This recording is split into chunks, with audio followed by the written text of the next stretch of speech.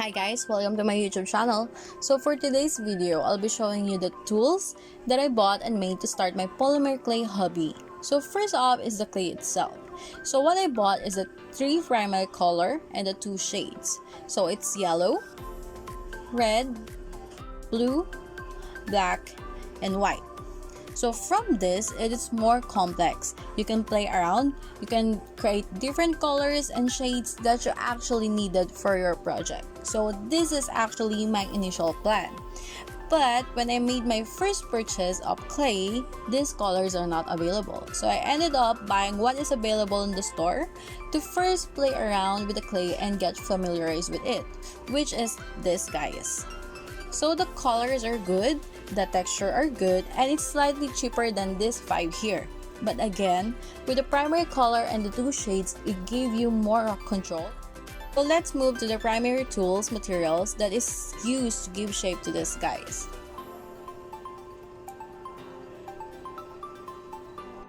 So first up is this non-stick silicone mat. So when I do some charms and jewels, it will not stick on the surface of my table. It will also ensure the cleanliness of my clay. Then next is the sculpting tools for fondant cake. I saw some YouTuber use this for polymer clay and I think this is really good tools for a beginner like me. So I bought one and this one is really cheap.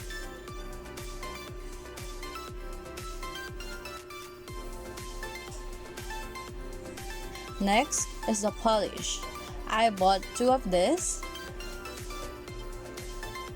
This one is matte and this one is super gloss. So what I actually didn't notice when I made the purchase is that this guy here is actually for air dry clay, but I'll still try to use it in my polymer clay project and see if there's a difference.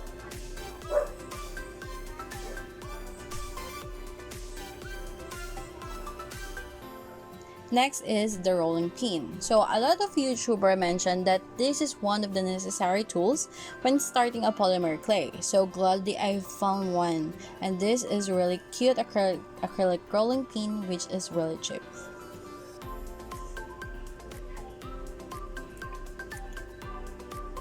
So lastly is the colored chalk. I saw some YouTuber who use chalk pastel to shade their piece to give more realistic look to it, but I couldn't find any in my local store, so I ended up buying this one.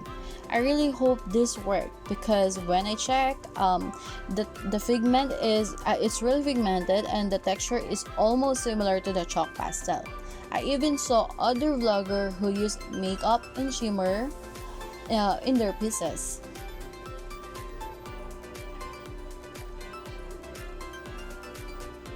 So let's move to the secondary tools.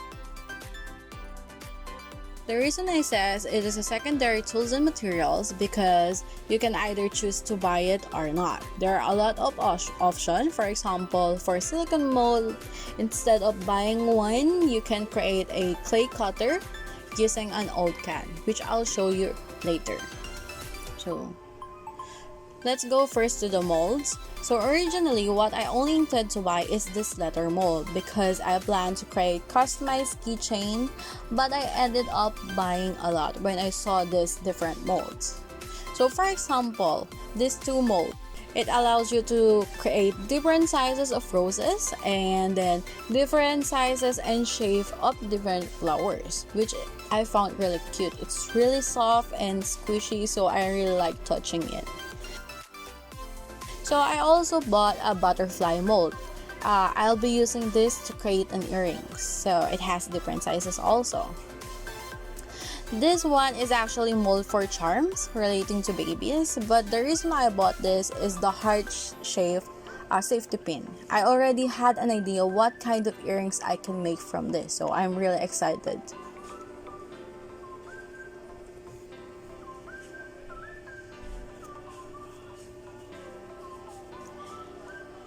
Next is, since I originally planned to create jewels and charms, I bought this one and I hope it really helped me with the shapes. Though you can, as I said earlier, you can make yourself a cutter. So I forgot to mention this silicone mold with tools, but the reason I bought this is because it reminded me of my brother and I find it really cute. Let's move to this side. Again, as I mentioned earlier, you can simply buy a few of this stuff as needed. So the reason I bought a lot is because we are in pandemic, so it's really hard to buy stuff, and I decided to stock so that I can limit myself going outside. So the first one is the rings. I'll be using this to make keychains. This is 140 pieces. Next is the earring hooks. It is 200 pieces per package.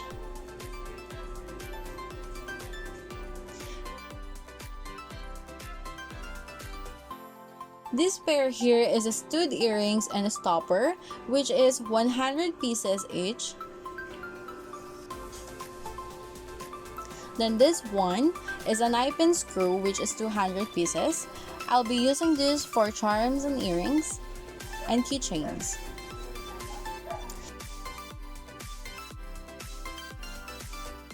Then this is the jumping rings. It is used to connect charms, jewels from stud hooks and rings.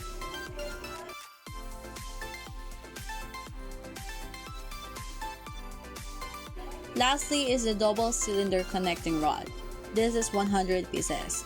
The reason I bought this is because I plan to create an asymmetrical earrings, but then I realized I should probably just bought an eye pin, which will give me more control with the length of the earrings. So let's move to the last part. So this part are the tools that I didn't buy, I only made. I forgot to include the old toothbrush that is actually helpful in creating texture in your pieces. So here's the tools I use for nail art. You can see that it's really old with the color, but I guess it will still do its job.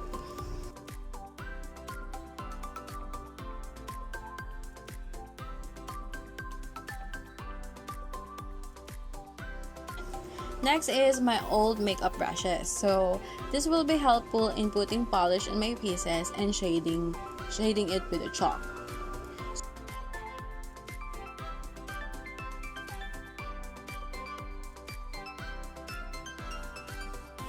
So as I said earlier, you don't have to buy molds for shapes. Instead, you can create one. So here I made this using an old can of biscuits. I made an octagon shape, a not so perfect circle, but I guess it will still do the job, and a teardrop shape.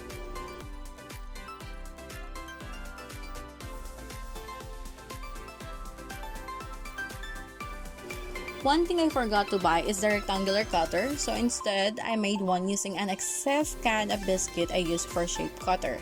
I just add some cardboard at the other end so I won't cut myself when I made some charms.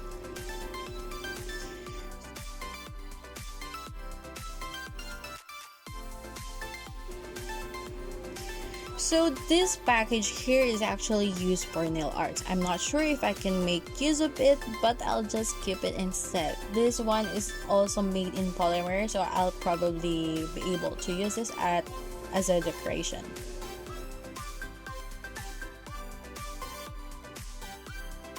So that's it, guys. Here are all the tools and materials I bought and made to start my polymer clay hobby. If you're just a beginner like me, instead of buying all of this, you can start buying the primary colors of the clay and the white and black shade to help you create more versatile color. Buy tools. You can also use some old rolling pins and makeup brushes that has an equal size instead of buying new one. You can make use of parchment paper instead of buying a non-stick silicone mat.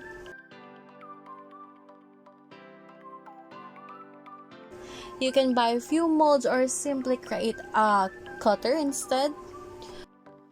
For shading, this one is cheaper compared to the chalk pastel, or you can make use of an old eyeshadow.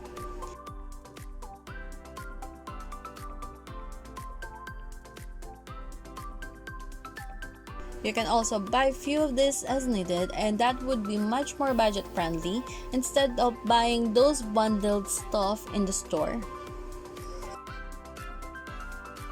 So that's it, guys. Here are all the tools and materials I bought and made to start my polymer clay hobby. Hope that is helpful. Bye!